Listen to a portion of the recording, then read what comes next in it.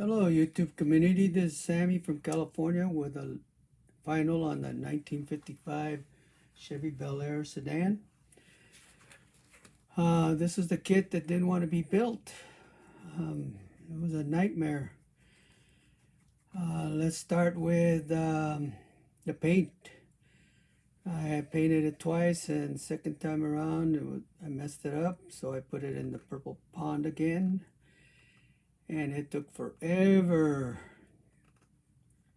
to clean up. It was at least a week and a half by the time I got all the paint off.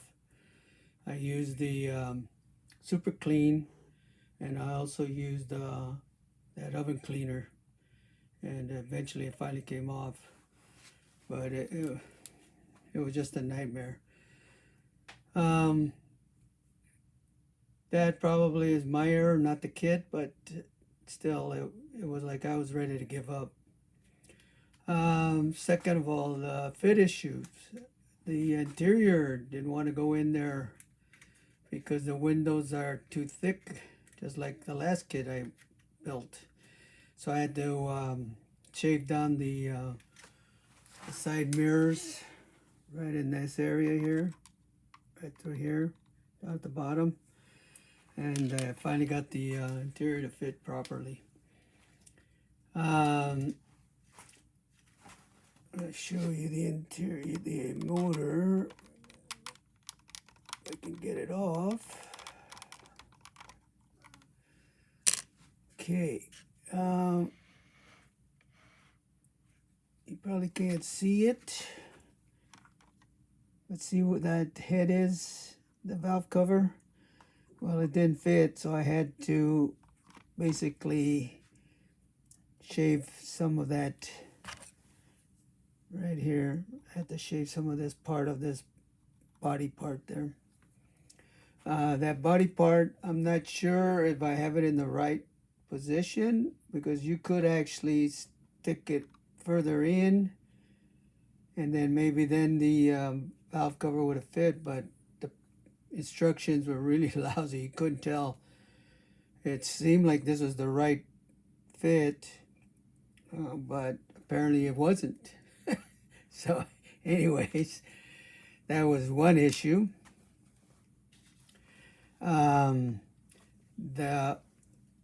floor pan and the wheels and all that didn't want to fit in, um, so I had to glue them down.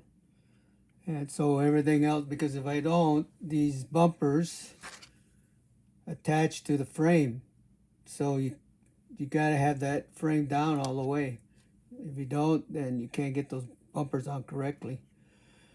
Bare metal foil, that was a nightmare. I don't like bare metal foil. I did this section here, and it just didn't come out that good. So I went ahead with the rest of it by using some um, the Sharpie silver pen, and it was okay. But right in this area here, that drip, whatever they call these things, I forget. Anyways, it's very, very thin, and it was very hard to get that pen to line up. With my shaky hands, it was almost impossible. So you could see that some of it is rubbed off, and it just didn't get on correctly. The back wasn't too bad, but it's not perfect. It's got some little errors right there. Some right down in this area here too. So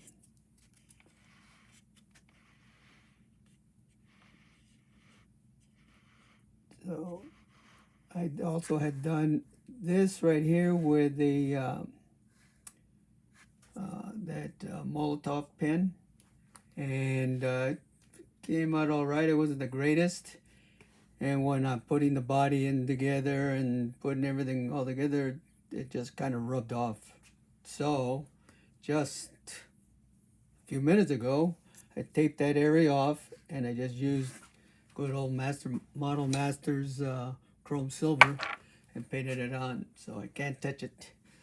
It's still wet. When I was trying to put the body and the frame together, I dropped the frame, and the front tire broke off, the spindle broke. So I kind of glued it together, and you'll see that it's a little wonky. It wasn't that way before. So, um, what else? The chrome on this isn't the greatest either. It's not real smooth. Um, the windows are actually, they fit okay. Just the problem is they're real thick.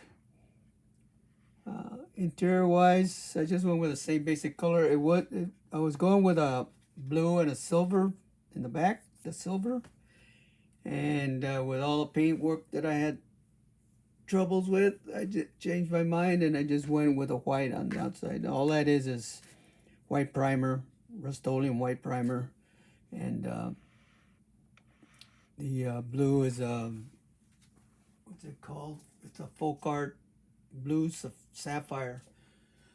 So it's acrylic paint. I used the what's it called? Perfect Match clear coat by Duplicolor. First, sanded it, wet sanded it. Then I applied the Rust-Oleum clear coat, and that's where I got my shine from there. I didn't do any wet sanding or anything on the blue because I've tried that before, and these metallic acrylic paints aren't they just don't like sanding, so I didn't mess with that. All I did was sand and polish the white, and then I did use the Novus products. That's three products, so I could get some shine on the blue and the white also. So anyways, if I had to build this, oh, the other issue was using these headers. They're not the greatest. You can't put them in on the engine and then try to stick the engine in later. It just doesn't work. So you have to put them in after the fact, and that was a nightmare. I got glue. It's a glue bomb that the motor basically. It's just not very good. So if I had to do it again, I would probably make my own headers or just use the stock headers. Um, Overall, the kit is, if I had to rate it, it's probably like a 5 out of 10. It's not the greatest. Just too many little issues. Like I said, this part right here, if I had to do it again, I wouldn't paint it. I would just leave it alone, and that would be it.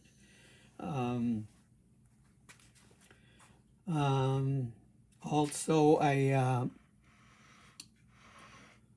you can't see it because it's too dark, but when I painted the body and everything the second or third time, whatever it was, the last time,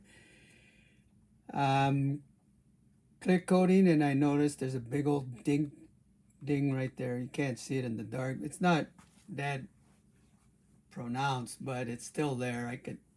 I know it's there. And it was at the point where I said, there's no way I'm going to try to strip this paint and start all over again. So I just left it, and it is what it is. I mean, I still like the body style. I think this is great. It's one of the best looking vehicles in my time, anyways.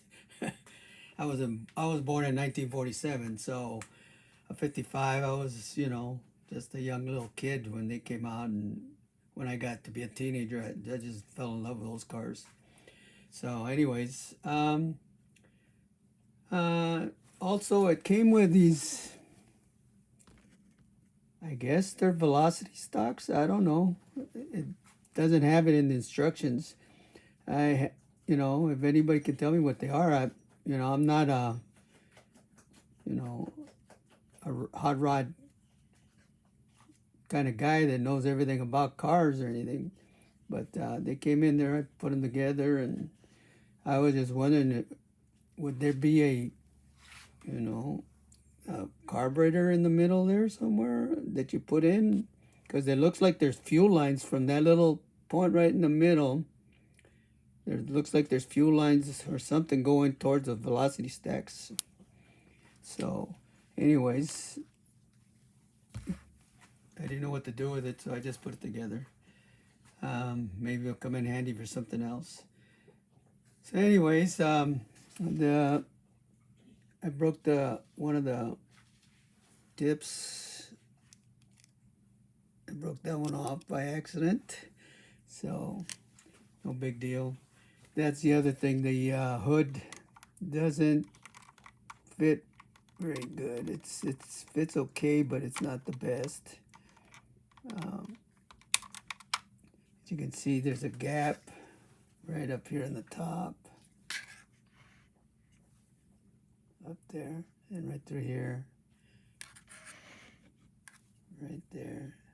There's a big gap. So it's, like I say, it's not the best fitting kit. But I'm done. I'm moving on. I'm going to continue working on the Porsche. And I was waiting for paint and finally got it. So now I can get going on that one and hopefully get that one done too. That again has been another issue with the paint. But that's another story for another time. So anyways, thank you for watching, and if you like this video, please subscribe, and everybody have a nice day. Wear your mask, be careful. The end is near with all this, shots coming along. I think we're good, almost there. So just stay steady, and we'll make it through. All right. So anyways, everyone have a good day. Thank you for watching.